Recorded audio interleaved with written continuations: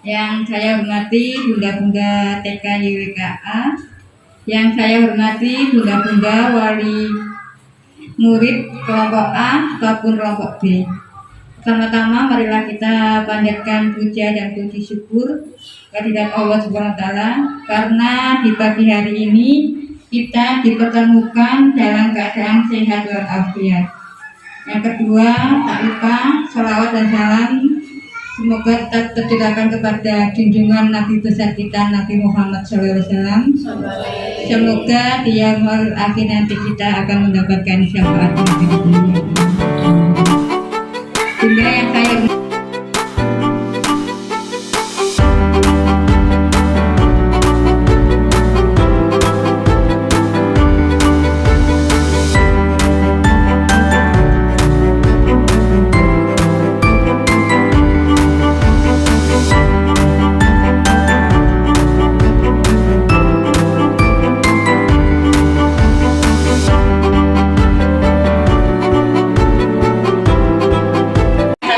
warahmatullahi wabarakatuh. Selamat pagi, nama saya Dwi Puji Rahayu, namanya Renda Redi, panggil saja Mama Renren. Terima kasih. Ya dorong mutik gitu mau. Dekatnya mie ayam apa itu ya? Stasiun itu loh Bunda. Bendera. Terima kasih. Assalamualaikum warahmatullahi wabarakatuh. Nama saya Ibu Indah. Nama saya Ndoro Putih. Belakang Kurang Ndoro Putih. Namanya Mas Hafiz.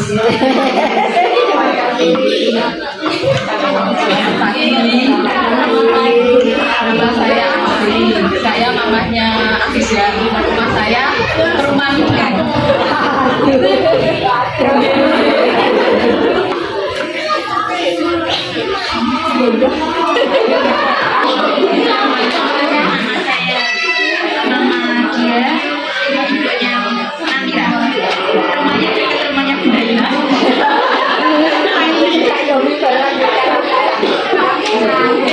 Assalamualaikum, selamat pagi. Nama saya Halimah dari Ibu dari Zoom A1 A2. Rumahnya di Karang. Terima kasih. Assalamualaikum. Selamat pagi mama-mama. Ada suara Enti, aku mau kenalan. Nama saya Mama Hemi, Bunda dari Adeva kelas A2. Selamat bergabung ya saya. Assalamualaikum warahmatullahi wabarakatuh. Nama saya Nur Aisyah, ibunda dari Ananda Alisa Madina Febriani, rumahnya di Karang. Arina Salon, Mbak Menawi Tepang. Ini mantap. Bunda Ila sering sama ibu mertua saya. Matur suwun, cekap suwun. Assalamualaikum warahmatullahi wabarakatuh. Assalamualaikum warahmatullahi wabarakatuh.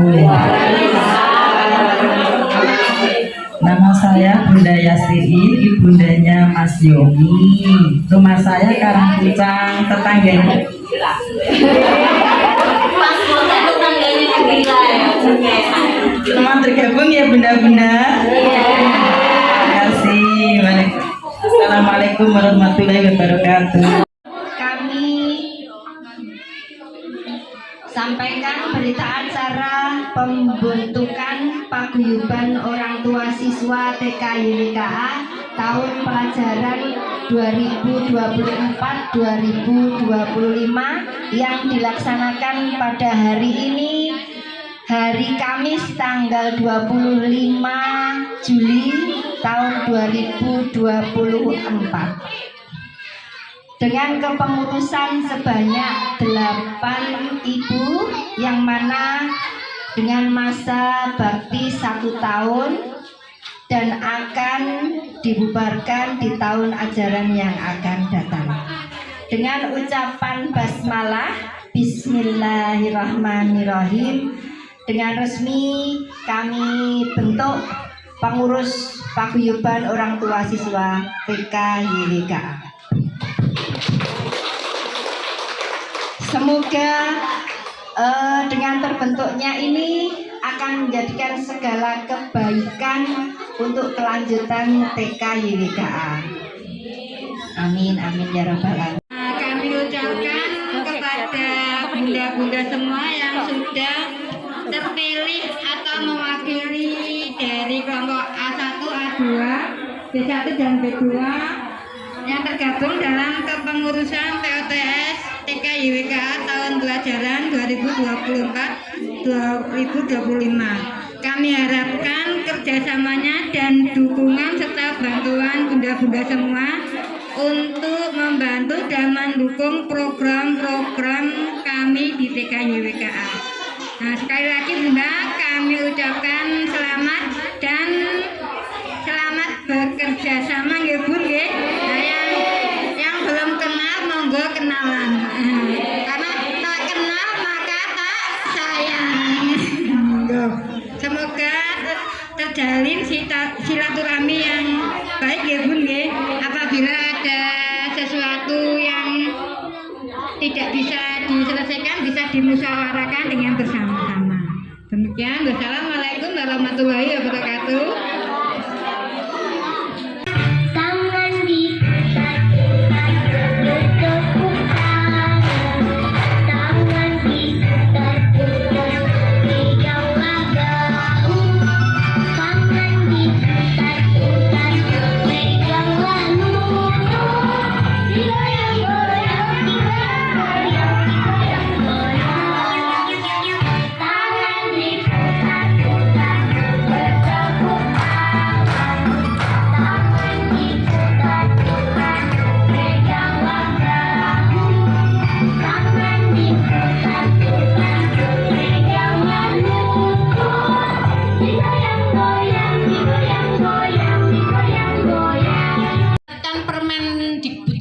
Mulai tahun 2023 MPLS dilaksanakan selama 2 minggu atau 2 pekan seperti itu. Yang dulunya itu hanya 3 hari ya Bunda ya. Sekarang dilaksanakan selama 2 minggu. Kemarin yang saya ikuti adalah workshop transisi PAUD ke SD. Tapi karena ini saya terapkan di TK, maka saya memberi judulnya adalah transisi PAUD, transisi KB ke TK. Seperti itu, karena anak-anak itu yang mulanya dari KB ke TK, otomatis mereka akan melakukan apa ya Bunda, adaptasi lagi, seperti itu, apalagi yang mungkin bagi anak-anak yang belum pernah mengenal sekolah, seperti itu. Kebiasaan-kebiasaan harus bangun pagi, mandi pagi, kemudian di sekolah, berangkat sekolah, kebiasaan-kebiasaan seperti itulah yang berat bagi mereka. Nah, itu perlu kita adakan seperti MPLS. Itu tujuannya jangan begitu mereka langsung masuk kelas, dihadapkan dengan buku, dihadapkan dengan kegiatan-kegiatan yang membuat mereka takut dan jenuh. Tujuan MPLS adalah memberikan rasa aman, rasa nyaman kepada anak-anak untuk datang ke sekolah dengan adanya beberapa kegiatan yang secara tidak mereka sadari itu termasuk adalah untuk meningkatkan beberapa pondasi anak. Karena PAUD yang berkualitas adalah PAUD yang menanamkan 6 pondasi anak. Jadi kalau selama ini sekolah itu seperti dulu sekolah-sekolah favorit Bunda ada kalau masuk itu tes. Untuk sekarang mulai tahun 2023 sudah tidak ada tes karena adanya zonasi. Tujuan dari zonasi adalah menghilangkan tadi Bunda. Nah, karena kalau masuk tes itu dulu kalau tidak anak-anak yang memiliki kemampuan lebih baca tulisnya, memahami soal-soalnya, maka mereka tidak bisa bersekolah di SDN Kebonsari 1, Bonsari 2, Latsari, terus di sekolah-sekolah Kutorjo seperti itu. Terus sing gak iso maca mbek nulis dikek ning ndi Bunda? Ya wis kek ning Doromukti, kek ning gone Sidorejo. Akhirnya ana sebutan sekolah buaan. Seperti itu nggih Bunda. Jadi tujuan pemerintah dengan adanya zonasi adalah pemerataan. Maka dengan awalan seperti itu kami menanamkan bersama-sama, kita samakan persepsi nggih Bunda, bahwa di TK itu bukan hanya baca tulis hitung tok yang dipenting, tapi adanya 6 kemampuan aspek pondasi yang perlu dikembangkan. Karena 6 pondasi ini yang akan dibawa oleh anak sampai mereka dewasa. Kalau baca tulis itu lo bisa dikejar Bunda. Coba toh panjenengan nggih. Karena kalau mereka kemampuan kognitifnya sudah matang, mereka akan dibekali huruf itu cepat. Tapi walaupun jenengan kejar seperti apapun, tapi kalau anak itu usianya satu usia nggih, dan perkembangan kognitif anak itu belum bisa sampai, belum matang. Wis toh dilesno model piye wae nggih saestu. Nah, mbak duit Bunda.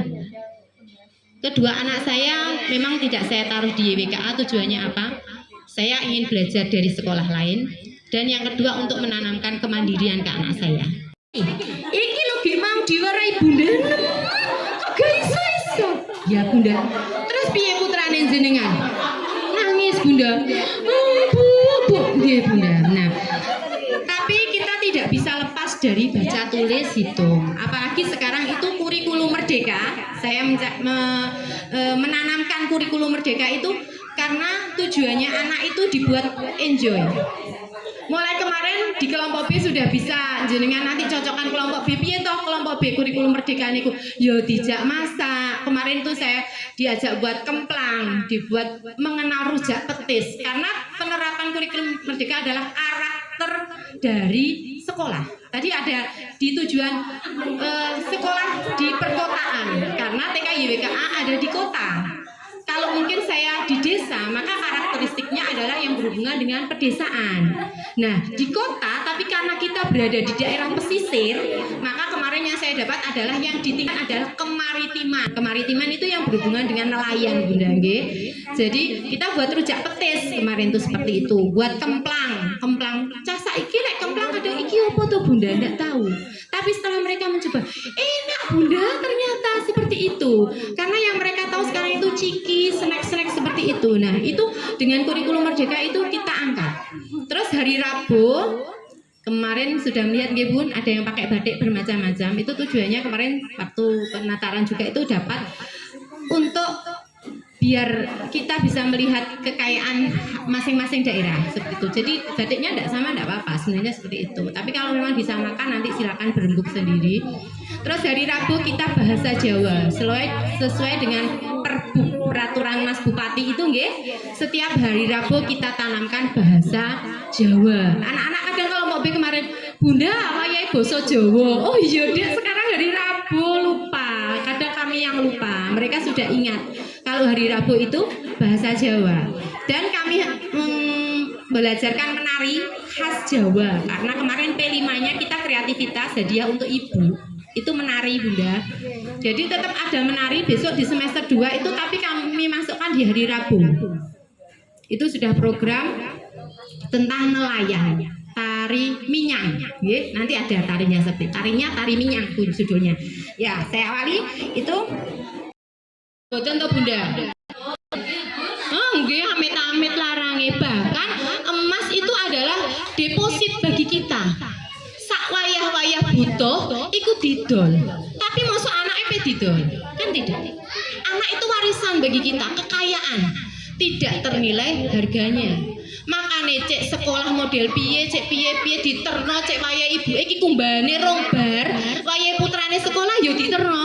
Mbah iki masakan ning omah wis mateng, mbah ora ayahe sarapan ora budal putrane yo berangkat. Seperti itu loh ibu-ibu hebat sekarang ya. Terus otak anak berkembang pesat pada saat ini. Jadi usia 0 sampai 8 tahun itu adalah masa perkembangan emas anak. Sing baru punya putra 1, kalau mau praktek besok, saya kemarin waktu dulu itu saya praktekkan di anak saya kedua, mengikuti sosialisasi untuk pemepatan otak Bun. Nek bayi gebien kan dikausi tangan, gitu. Nek saiki bener gak oleh niku Bun, dikereni Bun sing betul. Nek wong biyen aku diudukani mbahku, anak mbok kereni ora doyan mangan. Kan ngoten to Bun nggih. Itu sebenarnya dibohongi wong londo Bun. Karena ini saraf-saraf otak itu dirangsang dari sini. Apalagi kalau kita menyusui itu dirangsang dari bawah ke atas, tangan dan bawah. Yang baru punya putra 1 besok persiapan dipraktekkan ya. Nah itu 40 hari pertama. Nah itu dipepatkan otaknya ya, dikereni putrane Bung Genda nggih, dikereni. Nah dikereni itu salah satu merangsang otak anak. Selain dengan besok kalau uji PAUD, pendidikan anak usia dini berperan penting dalam membangun fondasi awal yang kuat bagi anak. 6 fondasi awal PAUD menjadi kunci untuk menyiapkan agar anak sukses di masa depan. Nah, selanjutnya Bunda, cuma saya di slide tuh. Nah, nih kemampuannya apa? 1, mengenal nilai agama dan budi pekerti. Bunda, hai. Alhamdulillah.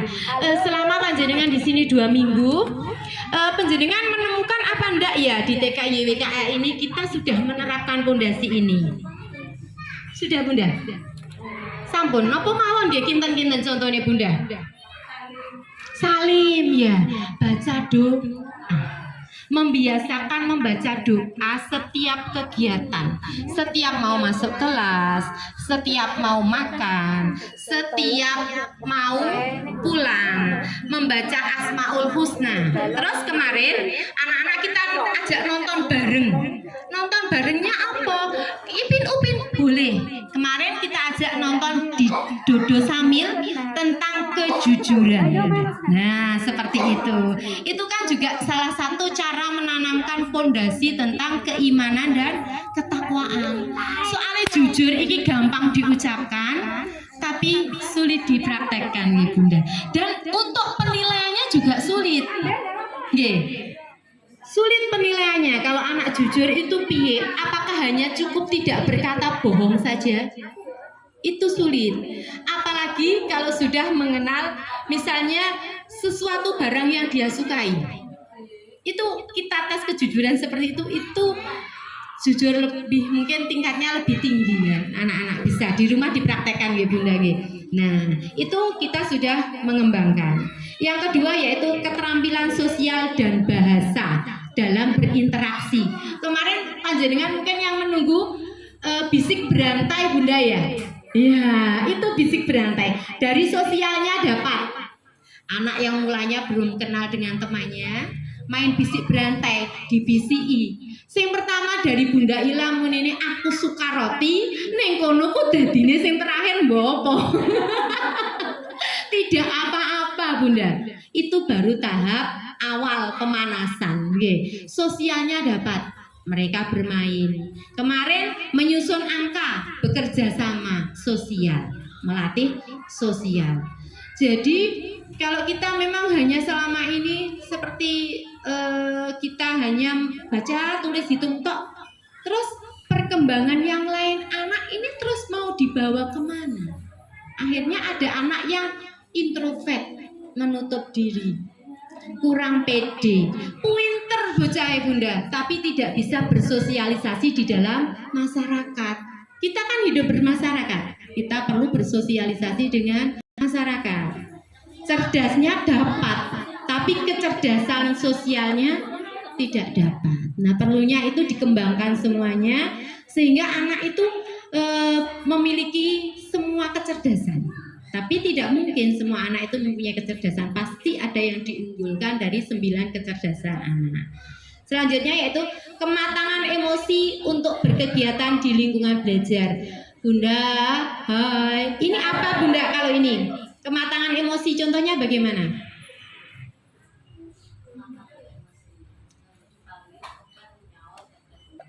Ya. Terus Bunda, ada lagi? Selain punya Mbak Adeva, kalau dipanggil kadang nyaut, kadang enggak. Monggo, kematangan emosi. Oh ngaten, jenjeng Bunda nih. Itu berarti bisa kita arahkan juga untuk kematangan bahasa dalam menyampaikan perintah, nggih Bunda nggih. Itu bisa bahasa juga. Terus dari kematangan emosi juga bisa. Oh berarti dia secara emosional belum bisa memahami kegiatan yang dilaksanakan Bunda. Seperti kematangan emosi, seperti contohnya seperti ini Bunda. Sabar menunggu giliran saat bermain. Nah itu. Kalau dia sudah memiliki kematangan emosi, kita sampaikan, Dek, mainnya hati-hati. Kita berteman sayang teman. Dia akan paham. Memiliki kontrol emosi, kematangan emosi Bunda. Memang seperti itu tidak semudah membalik telapak tangan. Karena itu adalah kebiasaan dan pembiasaan. Kalau baca tulis hitung bisa kita latih 3 bulan dijamin bisa baca, 3 bulan bisa menulis. Ada Bunda ya kursus seperti itu baca tulis hitung ya, dijamin bisa. Tapi kalau untuk karakter tidak ada kursusnya dijamin 3 bulan memiliki perilaku baik, 3 bulan bisa sopan santun, tidak bisa seperti itu. Ya, jadi ini tugas kita bersama, bukan hanya panjenengan, tapi juga tugas kami sebagai partnernya panjenengan. Kita samakan persepsi di sekolah dan di rumah. Yang keempat yaitu kematangan kognitif untuk melakukan kegiatan belajar. Nah ini yang kognitif ini Bunda, yang tadi hubungannya dengan ekskul tadi sudah tempoa salah satu untuk merangsang perkembangan kognitif anak. Karena tempoa itu kanan dan kirinya Bunda sama, karena bayangan. Saya juga tua, alhamdulillah matematikanya juga senang karena matematika adalah salah satu momok dalam pelajaran. Nggih Bunda nggih. Nek wis kadang ono PR matematika ape berangkat ogah-ogahan. Sik Bu, uangnya loh dino iki kok matematika. Itu saya sendiri juga. Saya tidak suka matematika dulu nggih. Ya mungkin nggih biyen urung ono sempoa paling nggih. Iya. Tapi kalau saya hitung anak saya seneng Bunda. Dek, ini kali ini. Ini wis Bunda. Jadi dia memiliki PD dan belajar matematika. Ya. Terus selain kognitif itu dari segi kalau yang kita lihat. Yang kedua kognitifnya bisa memecahkan masalah, bernalar kritis sesuai dengan profil pelajar Pancasila yang ada di kurikulum Merdeka. Mas Menteri menerapkan P5 itu yaitu salah satunya berdimensi apa Bunda? Bernalar kritis. Bernalar kritis itu bagaimana? Banyu iki nek teko dhuwur kok iso cebloke mengisor ya Bunda. Kadang anak itu tanya, "Kena apa ya Bun ya?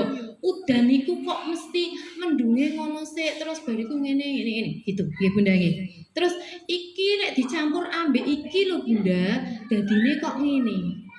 Mau taunya itu lo tinggi, kritis anaknya itu. Tidak itu Bun, hanya sekedar oh ya wes iki berarti nggawe percobaan gunung meletus iki wis bar bledos ya wis oh ngono tok Bunda. Oh ya wis ngono tok. Apatis, ndak mau tahu, ndak mau ingin tahu. Tapi kalau anak yang ingin tahunya tinggi, nalarnya kritis, kenapa apa tuh Bunda? Iki kok iso bledos iki mbok iseni apa to jerone pasire iki? Gitu, tahu dia. Nah, terus menyelesaikan masalah Bunda. Dalam bermain balok, bangunan iki kok rubah-rubah wae yo kena apa di sentra balok. Kena apa yo bangunan iki kok rubah wae. Tapi karena dia sudah mempunyai pemahaman, pengetahuannya sudah pondasinya kuat.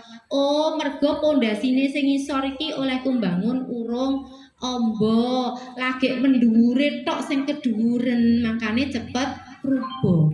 Dari pengalaman seperti itu, kognitif anak akan berkembang. Ada trial and error, coba dan mencoba lagi seperti itu Bunda. Terus yang kelima adalah pengembangan keterampilan motorik untuk perawatan diri dan berpartisipasi di lingkungan. Kalau motorik, setiap pagi kita sudah kembangkan dengan senam pagi dan berbagai kegiatan motorik kasar seperti itu. Motorik halusnya kemarin waktu observasi itu sudah kami amati Bunda, beberapa anak ada yang masih belum bisa menggunting. Nah, untuk menggunting itu juga salah satu pengembangan motorik halus, meremas. Yang mungkin tulisannya dalam memegang pensilnya belum kuat, dilatih meremas. Panjenengan bar meresi santen yang dek dadi dolanan, nanti peresi itu meremas. Nggih, Bunda nggih. Yang masih pegang pensilnya belum kuat, dilatih motorik halusnya. Terus menggunting. Kalau belum berani pakai gunting dilatih seperti ini, Bunda. Buka tutup seperti ini. Kemarin kami observasi di awal pra MPLS kemarin masih beberapa anak yang masih banyak yang belum bisa menggunting dalam bentuk lingkaran. Oke. Mungkin masih lurusnya dapat tapi ada yang lingkarannya hampir beberapa anak yang masih belum. Hanya beberapa anak ya yang bisa menggunting sesuai bentuk lingkaran seperti itu. Ini observasi awal kemarin itu lagi. Kemudian pemaknaan belajar adalah suatu hal yang menyenangkan. Nah, mereka sudah memahami bahwa belajar itu senang, belajar itu tidak menjemukan, itu akan muncul pada diri anak, sehingga akan memunculkan pembelajar sejati. Inti kurikulum merdeka adalah memunculkan adalah pembelajar sejati. Nah, selanjutnya kesimpulan sudah selesai. Setiap anak lahir seperti kertas putih. Kita yang mencoret ya Bunda ya. Apa digambari opo putrane itu ibu ya, karena ibu adalah pendidik pertama bagi anak dan ayah adalah kepala sekolahnya ya Bunda ini. Kemarin statusnya Bunda seperti itu. Ibu adalah madrasah pertama bagi anak dan ayah adalah kepala sekolahnya. Nah, anaknya kertas putih. Apa digambari opo iki? Ayo ya digambari sing apik. Apakah iki sing didadikan anak yang memiliki kecerdasan intelektual saja? Apakah dikembangkan semua 6 bidang pengembangannya? Semuanya tergantung dari orang tua. Yang kedua, kita tanamkan setiap anak adalah istimewa. Hindari labeling. Nuwakal lho Dek sampean. Ya Bun ya, nakalnya dihilangi. Ya Allah Dek, sampean kok aktif tenan to Dek. Ojo mlayu wae. Jalan saja. Ya Bun ya. Kata-kata labeling-labeling itu mari bersama-sama kami juga belajar. Tapi kadang ya Allah Dek, gak tertib itu masih ada. Intimidasi harusnya tidak ada, tapi karena kadang anak-anak kalau tidak ada strength seperti itu nggih Bunda, mereka itu dalam memaknai ya. Jadi kita tarik ulur nggih Bunda nggih. Kalau dilosno terus ya ucul, tapi kita perlu ditarik diulur nggih. Karena anak adalah istimewa. Semua anak punya bakat Bunda, jangan khawatir. Tinggal kita bisa menemukan bakat anak. Yang ketiga, setiap anak memiliki kecerdasan yang berbeda-beda. Ada 9 kecerdasan, yaitu intrapersonal, ekstrapersonal, kecerdasan kinestetik. Yang putranya suka naik turun. Polahmu kok akeh tenanan. Yo, itu kecerdasan kinestetik Bunda. Ya, sungguh cerdas. Ya, kecerdasan kinestetik. Dia tidak bisa diam. Kadang anak seperti itu dia belajarnya itu sambil seperti itu. Mbak mencolot jenengan mbak belajari itu bisa ditutno seperti itu. Terus ada yang kecerdasan visual, audio visual, ya, intrapersonal, ekstrapersonal itu bisa memahami, ada yang dirinya kecerdasan dengan dirinya sendiri, memahami dirinya sendiri. Ada yang memahami temannya, empatinya sangat tinggi. Ekstrapersonal itu anak koncone tiba saiki ngono mulai nulungi Bunda ini lo jatuh, diambil namanya Ayu Putih kok Bunda pulpennya jatuh ya Allah, itu kecerdasan luar biasa itu loh. Kadang kita tidak melihat seperti itu, kita hanya melihatnya anakku urung iso maca, anakku lo tulisannya elek, yang kita nilai seperti itu nggih Bunda, tapi kita tidak menyadari dia punya kelebihan seperti itu ya. Sekarang mari bersama-sama kita melihat kelebihan anak kita masing-masing, keistimewaannya dia apa. Nek putrane seneng melayu, sok ben yo diarehno ning olahraga. Berarti ekstranya bisa dimasukkan ke ekskul yang berhubungan dengan kinestetiknya seperti itu. Nek putrane seneng bangun-bangun, bermain angka, itu matematik. Nek mulai cilik seneng ning jero kamar mandi mbek nyanyi-nyanyi, ya berarti kecerdasan musikal seperti itu nggih Bunda nggih. Terus nek saiki ana tandurane mati, Bu, tandurane lho Bu, dimaem uler Bu. Ayo Bu disilam, natural. Peka terhadap alam Bunda. Wah, kecerdasan seperti itu yang sulit kita nilai ya. Terus kecerdasan bahasa. Bundane kok ngulang apa ning ngomong saiki ning sekolahan, dekne iku bisa menyampaikan banyak di rumah, Bun. Dek mau diajari apa, Dek, Mbak Bunda?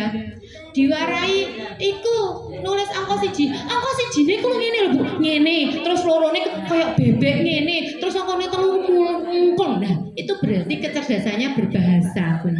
Dia bisa bercerita kembali, menyampaikan informasi dengan betul kepada orang tua. Yuk bersama-sama, kita bersama-sama nanti habis ini. Oh tiba iya kecerdasannya anakku ki iku kinestetik ya wes sabar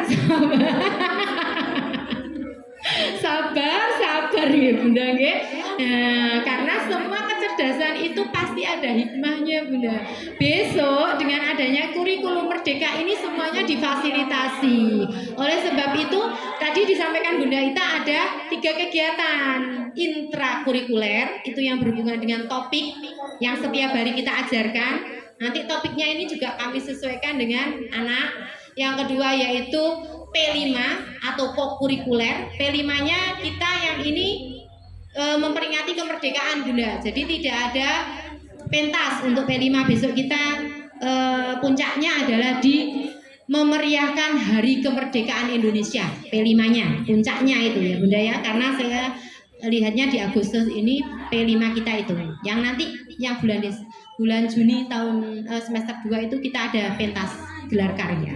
Ya, siap-siap Bunda. Tidak ada perpisahan tapi ada gelar karya. Itu ada menarinya juga. Kita ajarkan setiap hari Rabu. Semua anak menari. Ya, jadi semua anak menari Bunda. Terus ekstrakurikuler. Ekstrakurikuler itu untuk mewadahi bakat-bakat anak-anak. Nah, itu Bunda. Yang ketiga yaitu yang keempat rangkulah anak dalam mempelajari hal-hal barunya. Bu ular. Ya Allah, tangan memiliki anaknya kamu canda. Ya Bunda ya. Ya Allah gila nih. Loh iya Bunda ya. Nah kadang yo ngono, kadang ini juga sama iso ngomong tapi nek ning omah ning anak yo padha wae. Ngono kok ya Allah Dik, gelas kutah. Pecah iku wis pecah. Dik mau wis jenenge ibu iki gak apa-apa iku. Tapi wis Dik gak apa-apa, maaf yo Dik, nanti ibu kaget Dik. Mergo gelasnya pecah. Ibu iki lho wedi nek kena tangane sampean. Kita kan dalang Bun ya. Dalang iku ra kentekan. Nah, apa judul apa pas bar ngomong ya Allah Dek, maaf yo Dek yo nggih Bun gak kentekan cetha. Maaf yo Dek, ibu mau mergo kaget to Dek mergo gelasnya kok pecah. Gak kena tangane sampean. Nah. Ya, terus ayo diresiki bareng-bareng. Sing kocone ibu, sing banyune sampean. Itu melatih juga memecahkan masalah. Berarti menumbuhkan pondasi perkembangan kognitif anak. Ya Bunda ya, bersama-sama. Nah, guru dan orang tua adalah partner dalam mewujudkan pendidikan usia dini yang berkualitas demi masa depan bangsa. Selanjutnya, terima kasih. Nah, selesai Bunda. Alhamdulillah, apabila dalam penyampaian saya ada kekurangan, saya mohon maaf. Mungkin ada pertanyaan Bunda?